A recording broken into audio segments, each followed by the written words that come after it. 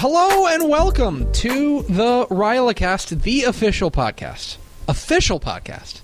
Don't trust those imitators. This is the official podcast of Camp RYLA, District 5810. I'm Greg Tepper. The man sitting to my right is the man they call Josey, Andrew Utz. Hello, Andrew. Hello, Greg. I don't know if I've ever called you Andrew. I don't know, except like greeted you as Andrew. Usually, I mean, it happened last night. Actually, I introduced myself as Andrew, and someone was like, "No, this is Josey." I was like, "Yep, you're right." This happens a lot. Let's go and loop in the third member of our team today. It's our very special guest, because I want to make sure she gets in on this nonsense off the top, too. Our very special guest in studio, sitting next to you. Ladies and gentlemen, give it up for Lauren Marold. Yay! Thanks for having me. I'm excited. Thanks for being here. Thanks Do you for coming. sound weird in your headphones? I can't hear myself in my headphones. I can just hear nothing. Nothing. Really? Oh. Yeah. Oh, Am I well, that's a supposed to hear problem. something? That's a problem. Okay, Okay. great. No, it's fine. You sound good. Yes. Thanks. You do. You sound fantastic. Awesome. How are things? Excellent. Yeah. Busy. Good. How are y'all? I mean, we're good. Nobody We're ever good. asks us Nobody. That's the first time. Well, Wow. reciprocated care. I mean, I'm just kind of stressed out right now, and I just have a lot on my plate. How much time we got? 35? Yeah, Okay. exactly. It's fine. I'm here for y'all. This is the official podcast of Camp RYLA District 5810. This is like the, I don't know, like the 10th episode we've done. We've done a lot of these now. We've done a lot. This may be the double digit. Maybe we did. Maybe we did it. Maybe this is a only. very, I mean, whatever it is, it's the Xth episode spectacular. That's because true. Lauren Marold is here. That's amazing. Yes. This is a big get for us. We've had big gets before. We had Caitlin Utz. Mm-hmm. This feels big. Yeah. This feels like I need to bring the heat on this podcast. Okay. I've been really going, I've been mailing it in. I'm Yeah, not oh, going to lie yeah. to anybody. It's been soft on people. yeah, it has. And stuff. Do you listen to this podcast? I do. I was listening on the way over. I've been listening all week, and yeah, I'm excited. I've been really, really impressed and proud of everybody that's participated and the hosts. It's awesome. Well, thank you. I don't know how. I'm not good at taking compliments. I just say thank Just you. say thank you. Thank you. You're It feels weird. Okay, let's get into this. We're gonna get Lauren Marold here in just a moment. That's the real star of the show. But first, we're going to start off. It's my turn to take the It's big your segment, turn. right? I've got the big segment. Oh, yeah. Okay, fine. I hope so. That's what you just produce on the air here. I got the big segment. Okay, cool. Yeah, I'm pulling my email. Yeah, I emailed you about it. That's fine. So, Lauren, why don't you introduce to everybody the topic that you have cursed us with in this episode? I asked to talk about listening. Listening. Yes. Oh my gosh. Not to be confused with hearing. What did you say? Not to be. See what you did there. Funny guy. That's an audio joke. It's a dad joke. I'm kind of brushing up on it. My son's favorite joke is right now is boo. Thinks that's oh man, let me tell you, It gets slays every time. every time, 100% hit rate, which is weird because I tell it to him all the time. Anyway, let's talk about listening. And you made an important point that listening and hearing are very different things, and I think we are all excellent. Well, not everybody, but I think if you're listening to this podcast, you're probably pretty good at hearing.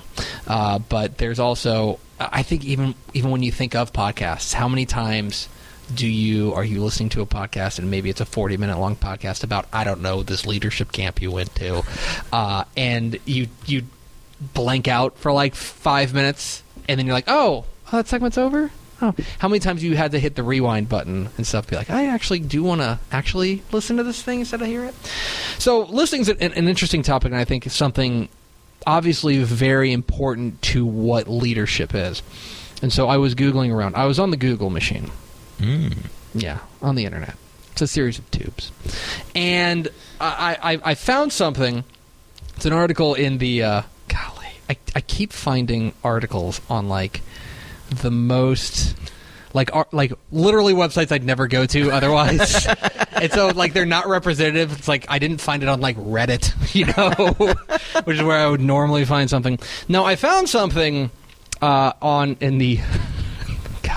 I can't wait to hear this. I found something in the Harvard Business Review. Oh. I'm sorry. Man. I know. It's okay. It's so highfalutin. It is. And then you look at me, and it's like, You have some highfalutin in you. You got it.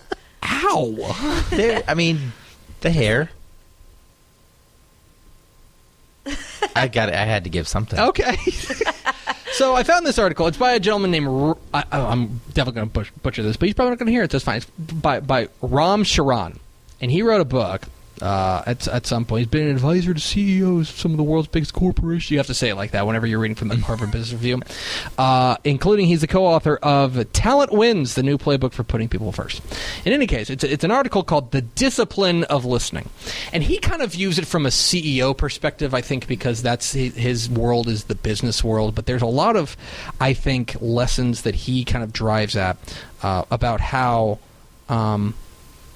He calls it a listening deficit, right? About how we all have that ability. We all can be at 100% listening, but whatever amount of time you're not listening, he calls that the listening deficit, which is, I think, very interesting. But he said that it's not just, obviously there's certain things about like, oh, you should just, nod and make sure you're taking things into account and ask follow-up questions. Those are some things, but I think that there are, as far as truly, what he calls truly empathetic listening, which we had an empathy episode earlier. We did. And we're just running through all these. Tying it all in. I know. It's great. He said, consider these tips. One is, I think, and I love whenever these haughty websites give me like actual practical things, and I think I'm going to use it. He call it pan for the nuggets. And what he did is he talked to a CEO. It was the CEO of Honeywell, which I've heard that. I don't know what that is. Anyway, he said he takes a piece of paper, and whenever he's listening to somebody, whenever he's in a meeting, he takes a piece of paper and he divides it 2/3 or 3/4, 3/4, and 1/4. And on the 3/4, he's just taking notes. Okay, going through, taking notes. That keeps you engaged. That's something that you'll hear a lot from people when they talk about listening is just, take notes. It keeps you engaged. But then on the 1/4 of it, whenever there's something that he really wants to drive home, something he really wants to remember, he'll put that over on their side. So by the time you get to, because how many times have you gone, heck, at RYLA, and you have, at camp, and you have this long list of notes, and you're never going to go through those notes. Never. But if you have a bullet point of like 3 or 4 things that you drew from that were the bigger things, I think that's something that struck me as an actual practical way to improve your listening. He mentioned to consider the source, making sure you understand the person's perspective to give yourself context into what they're saying. I thought that was interesting. And then another thing, and this is so important, is he said slow down. He goes, the reason that you have lost your ability to listen is because you do it every day. Think about the last time you thought about blinking, right? Like, now you're thinking about it. Now I'm thinking about it. Yeah. That's kind of fun to do on the podcast. Like force people. Yeah, be like. But the thing is, we do it every day, and so much of our lives is conversing with other people, and at the very least, using our ears to consume what they are saying. Even if it's, as you so aptly put it, hearing instead of listening. We do it every day. We do it so much that we don't ever think about doing it. The fact that you're listening to me or hearing me right now is just another part of your day. But he mentions to slow down, because when you do that, like when you don't slow down, you just you treat every conversation the same. You're missing important considerations. You're sacrificing an opportunity to connect. All of these things. If you just take a step back and slow down and truly hear somebody, or truly listen to somebody, that takes time. That's not something you can do quickly, which I think is interesting, that I hadn't necessarily considered. And sometimes that means going back and asking for clarification or things like that. The other one, and this is so true, as far as closing what he called that listening deficit, is to keep yourself honest. You have to be accountable to yourself. That if you're going to go and say, I'm going to be a better listener, I'm going to make sure that what I'm doing, that this conversation I truly consume and absorb what I'm hearing. In the end, you are going to slip up, and you are going to you're not going to hear everything. You did not hear every word I just said, and that's okay. But keeping yourself honest and taking those steps and saying, you know what, I didn't necessarily listen to that. maybe I should go back and listen to it again. Or maybe, for example, I think a perfect example is at camp. If you have a great facilitator, like, I don't know, a Lauren Marold, and let's be honest, there may be times that you zone out. You know what I mean? And you're hearing it, but you're not necessarily listening to it. Make yourself go up and ask her a couple of questions afterwards. Like, force yourself to follow up. Those kinds of things, I think, keep you honest as far as trying to improve. And I think that's the same with trying to improve any skill. You know what I mean? You have to be cognizant of it, and cognizant of not only when you succeed, but when you fail. And when you fail, taking steps to make sure that you understand why you failed and how you failed. So there's that. It's an article called "The Discipline of Listening." It was published back in 2012 at the Harvard Business Review. It was great. It was great. Fine, whatever. No. I don't know. I got to get off this website. I don't want to be on. Hold on. I'm going to sports.com. Okay, sports.com. What's sports.com? Is that just a logo of sports.com? It's just sports. It just says sports.com. Email us. I'm going to email them. Anyway. How do you get sports.com? Anyway, there's that. There's something to think about. And now, everyone, let's be honest. There's a lot of people who just went on their podcast thing and they're like, skip forward, skip forward, skip forward, skip forward, skip forward. Because they want to get to this moment. That's true. So, stop. We're going to interview Lauren Marold now. Ladies and gentlemen, let's give it up for our very special guest, Lauren Marold. Yay! Thank you very much. Thank you for coming in. Absolutely. So, first and foremost, can I just say off the top, I admire many things about you. Oh, thank you. Perhaps the thing that I admire most about you is your ability to wear glasses. Oh, you wear the heck out of these well, glasses. Thank you very much. They are. That. It's guys. I know that you guys aren't seeing it, and that's on you. That's true. But make sure you see, because the glasses. Thank you. Really sharp. I appreciate that. I think glasses look dumb on some people. Yes. But Not Lauren. no, absolutely I not. appreciate So. that I can sport them well. We'll start this conversation the way we start every conversation, which is we're going to need to hear your RYLA story. So, I guess I have kind of an interesting origin with Rotary in general. My dad's been a Rotarian my whole life and was a charter member of Addison Morning and Addison Midday. So I've been around Rotary since I was a child. I used to call it rodeo, and different connotation came up in my mind when he was going to rodeo every week. Yeah, can you imagine that as a child? Can we? Yes, we can, and we did. Okay, I just want to. Oh yeah. Okay. So yeah. And then I actually went on a mini exchange to Germany through Rotary International in 2001. And when I came back from that experience, my counselor at Bishop Lynch told me about RYLA and said, after you've had this experience, you might be really interested in this camp that we know about. We've had a lot of really amazing people who you might know a few of that have gone through from BL, and we'd love to see if you could be an applicant. So I applied in 2002 and got to be a camper, and I was the last group of campers to ever get to go to Bridgeport. Oh, Really? Yes. So I got to lucky. climb the hill for anyone that is listening from the older era. So yeah, it was wonderful. And I kind of think back to how incredible it was that experience was at a totally different place. I think we've been at Hoblitzall so long now that it feels like that is also Camp RYLA in some ways.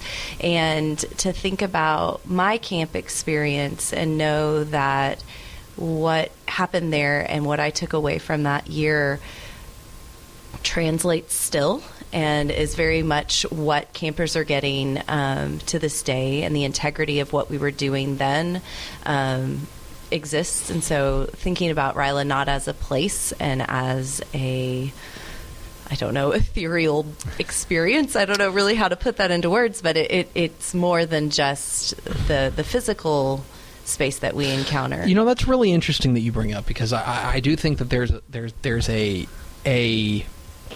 I think one of the powers of the program is that it is so consistent, is that I want you to think back to all that's changed from when you went to camp to when the campers who arrived this year will go to camp, that the world has changed significantly, and yet in a lot of ways, obviously, the program has changed to in some degrees, but in many ways, it hasn't. A lot of the touchstones of the program are the same, and the more I think about it, the more I wonder if that's where a lot of the power of the program lies. I would agree with that. I think that when you place emphasis on specific values and goals and traits that we want to see in leaders, and not so much about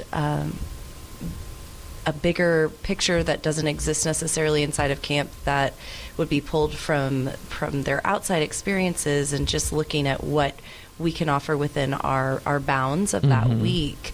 I think that we have formulaically looked at ways to keep consistency even with modernization of technology and the changes that we've seen there. And I think part of that is that we don't bring a lot of that into camp. We keep a lot of the tools that we've used that are hands-on experiences, connecting with other people, pushing for interpersonal connections at the forefront of what we do. And we've removed a lot of the distractions of today that exist in the way that we interact with the world by not allowing students to bring their own personal technology, allowing them to only engage in a real world experience with one another. And I think that's been the formula always. And so not fixing something that's not broken kind of situation. So, but moving past that, I came back as an assistant counselor in 2003 after I graduated from BL, and then went on to International RYLA in 2005. And so I've had a cool experience of being a part of Rotary International on top of my RYLA experience. And so it's given me a real love of the organization as a whole and what it stands for Rotary, but then looking at just the growth and opportunity to be a part of the organization for a very long time. We don't have to do the math. Yeah, it's not.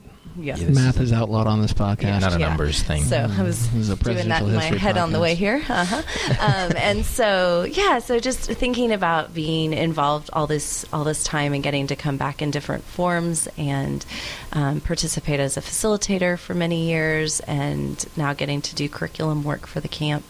I feel very proud and blessed that I've had these experiences. Well, there's a lot to unpack there, and I think I'm going to hit you with a two-parter question. Okay. So, what do you do now? Yes. And then, since you have a very, I'm going to call it unique, because no other person we've had on our podcast has had that Rotary experience as a whole, quite like you. So, what do you do now? And then, how do you involve Rotary in your life? Yeah.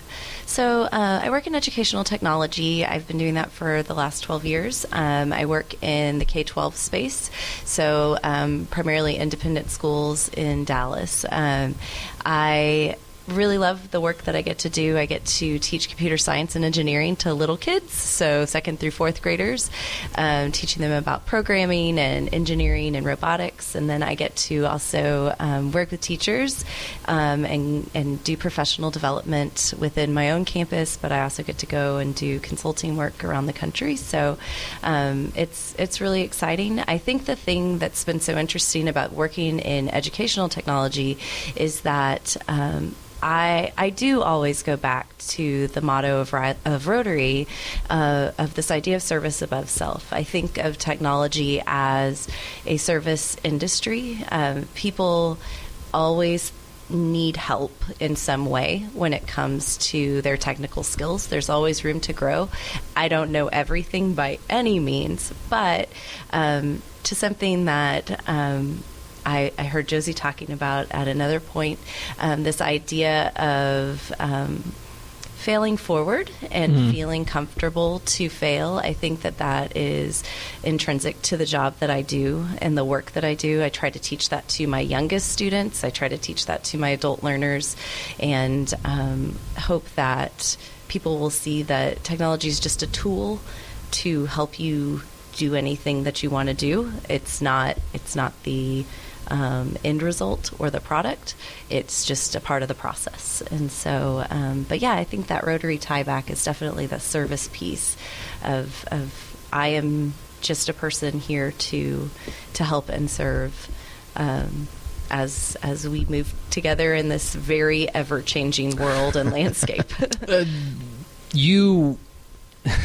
This is very weird for me because I have a wife that's a 5th grade teacher, and you talk a lot like my wife. like there's just like certain words that you use and things and phrases that you use and things that you say that there's a teacher sensibility. There's a teacher like feeling, you know what I mean? Like I almost always know whenever I'm talking to a teacher. Right. So I'm interested. You mentioned you've played a lot of roles in the RYLA program. The most recent one has been you've been a facilitator with Megan Allen, another teacher. That, by the way, you can always tell you're talking to a teacher. Maybe that's because she put me in timeout, but that's beside the point. My question is, what has that experience for you been like? Yeah, it's evolved. By my first year that I was asked to facilitate, I actually did a session on technology and digital lives and digital footprint of our students and helping them think about that. It was at a time before schools were really taking that charge and having those conversations and looking at digital literacy and making that a part of the curriculum. And so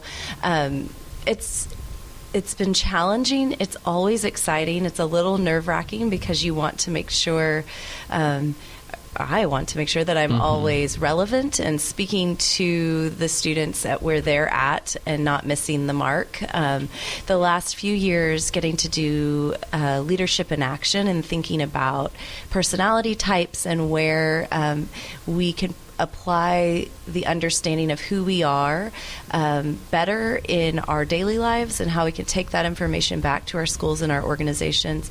That's been really powerful work, and obviously getting to partner with Megan on that has just been amazing, and she's like my other half of my brain. But having chance to be a facilitator and not there's this saying in education that if you are doing your job, you're being a guide on the side and not a sage on the stage.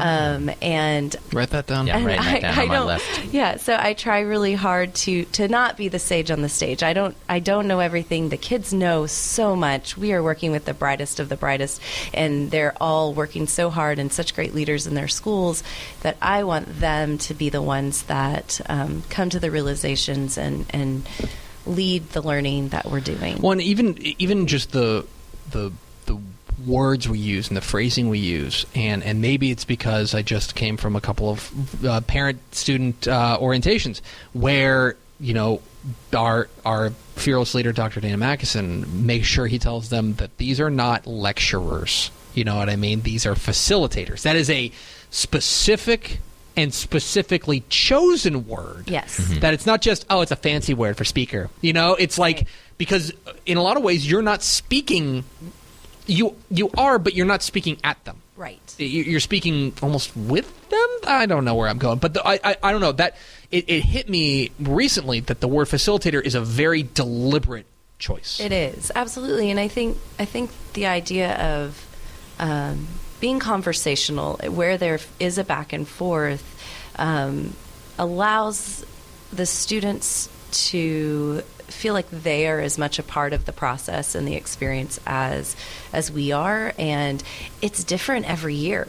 Every group is different. I think the thing that's been so interesting about doing this personality type session that we've done is that we get to see the breakout of the camp and see what our personalities are within the camp, and seeing where students fall in their default is really interesting. And some years we have much higher numbers of certain personality types, and it can drive the whole kind of energy of the camp. So it's just been an interesting experience. So I imagine as a teacher or in the teacher space, the word you chose, listening, has a very different connotation than maybe like an engineer or a sports guy. Yes. So It could be. What a generous description of my sports career. Sports. I kind of blanked for a minute. You did the sportsman guy thing. Yes. So please elaborate on that. Yeah, so I think that listening can have lots of different feelings around it, because as a parent or as a teacher, you spend a lot of time being like, please listen, please listen, please listen. You need to listen the first time. And so I think we kind of train young children that listening means you're doing what you should be doing, and it's not necessarily about actively hearing someone else. And I think that we become trained in some bad habits, and then if you throw the digital piece into our lives, we are increasingly more distracted. We are increasingly more pulled for our time and trying to, constantly multitask, and neuroscience says you can't do it. And so with that in mind, trying to figure out how to be an active listener and take that time, similar to the article, take the time to slow down and truly hear what someone is saying and listen for intent and assume good intent. And don't always immediately go to what you think is going to be said, or immediately start thinking about what you are going to say as the response, which is weird in this situation because I'm immediately thinking about what I'm going to say as a response. But trying to be intentional about that. And I speak as a very flawed listener. I am a very I think quickly and want to respond quickly, and I have to really tame that energy at times because it doesn't work well. Lauren Marold's our guest here on the RYLACast. I would like to ask you, there's a lot of things I want to ask you about, but I know we're running out of time. We want to be respectful of your time, but so Jack is your son. Yes. And last year, he and Zoe Zapataki were more or less fighting it out for the official baby of Camp RYLA in 2018. They were. But the one thing it's weird what stands out from a whole week of essentially sleepless days. But I will always remember everyone cheering for him rolling over. This is the best moment of my life. It was in the barn. To that point. It's in the barn. Yes. And he was just kind of getting there, and I don't know if you're pretty good at rolling over at this point, right, Josey? It's not about me. This isn't about me. But for children, and my son Hank has been similar too, is they get to a certain point, and the other arm is in the way, and they don't understand. Like they just don't understand. There's like nope, I guess like no go anymore. I will always remember in the barn where he rolled over. That was maybe the loudest cheer I've heard at a non-sporting event in years. It was pretty incredible. I will say I cried because it was just the joy of him doing that, and then the love. I was like, you have so much RYLA love already, and you're not even one. And so, yeah, it was incredible. Is he still good at rolling over? He's really good. He's now pulling up and trying to walk and doing all that. Is that scary? He is full on moving. Because he's number 2, right? He is. There's a 4-year-old Emily that precedes him. Mm-hmm. Yes. So and they're full on RYLA babies. You have indoctrinated them. Full on. Okay. Yes. Yeah. And I have a great husband, Doug, who is a Rotarian and fully understands the RYLA-ness. I don't know how else to that's a very good way to put it. Fully understands the RYLA-ness. Yes. Josey, would you like to close us out? I would love to, Greg. Lauren, so we invite our guests on here and like to end the conversation with you plugging something. Okay. So, care to plug away? Okay, can I plug something to short? I know. I'm going to say yes. Take a mile. Good cop, bad cop. I say yes. Okay. They'll be fast. So one to tie into the theme is I say listen to Audible because listening to books is just as good as reading them and sometimes better, especially if the author is reading it, because talk about listening to original intent. You can hear so much. It's amazing. Second one, if you would really like some great shaved ice, go to Lynn's Tasty Snow on Beltline in Carrollton. She's awesome. It's like a little wooden shack. I know where it is. It's amazing. I used to work right by there. Yes. I never went. Yes. It's And now I moved incredible. offices. Yes. It's all cash, though. But I love her, and I probably shouldn't say this because her line's already super long, but I love her, and if you need some tasty snow this summer, that's the place to go. Lynn's Tasty Snow. Do you have a go-to flavor, or are you just whatever I'm feeling that clear day? coconut. Coconut. Ooh, you're a coconut It's person? so good. Can I ask Oh you a my question? Yes. What's your favorite Girl Scout cookie? I don't really eat Girl Scout cookies. Is it not the Samoa? Oh man, we should have No. ended before that question. Oh, no. I know. I'm so sorry. Yeah. It's So okay. Okay. I was a Girl Scout. But are you like a coconut fan? I am. You do? I was eating chocolate-covered, like, coconut macaroon things. Oh, I thought you were going to say like coconuts. I was like, that's just like that's hardcore. Straight up That is coconuts. I'm really hardcore. Ladies and gentlemen, give it up for Lauren Marold! Yay! Thank you. And now, with something to leave you with, we go to our chief something to leave you with correspondent, Andrew Josey. Andrew Josey. Well, thank you, Greg. Listening. So I was thinking about a story I would like to tell for this listening, and I'm going to try to keep it short. But I'm not good at listening. I'll just put that out there. But there was a couple years ago, I was flying home from a work trip in Kansas City, Missouri. And I was flying Southwest, and I tried to get an earlier flight and was able to get the earlier flight, but I was the last person on the plane. So totally expected a middle seat. And about halfway down the plane, there was an aisle seat open, and it was on either side of me, there was a family that was too big. There were basically 5 people in the family. And so there were 2 or 3 kids, and I'm just in the hashtag babies gotta fly lobby. So kids gotta fly. Totally understand that. Good lobby to be. I'm as somebody who's about to take his child on his first plane ride, I'm glad that there are people like you out there. Pro that Yes. lobby. So I was sitting in the aisle seat, and the dad next to me was wearing a Kansas City Royals, which is the baseball team's shirt. And it was 2014. I believe they'd either won the World Series or in the playoffs. Greg's going to fact check me. Pretty sure they won the World Series that year. So I had mentioned something to him, and his eyes lit up, which I can only imagine now was probably like, I don't have to talk to little kids for the next hour and a half. Right. And turns out he played baseball in college and was not drafted, but played in the Philadelphia Phillies organization. Neat. And it was just like a surreal experience, because I'm a sports fan and a fan of when athletes become real people too. It's weird to see them on this side of the screen, for example.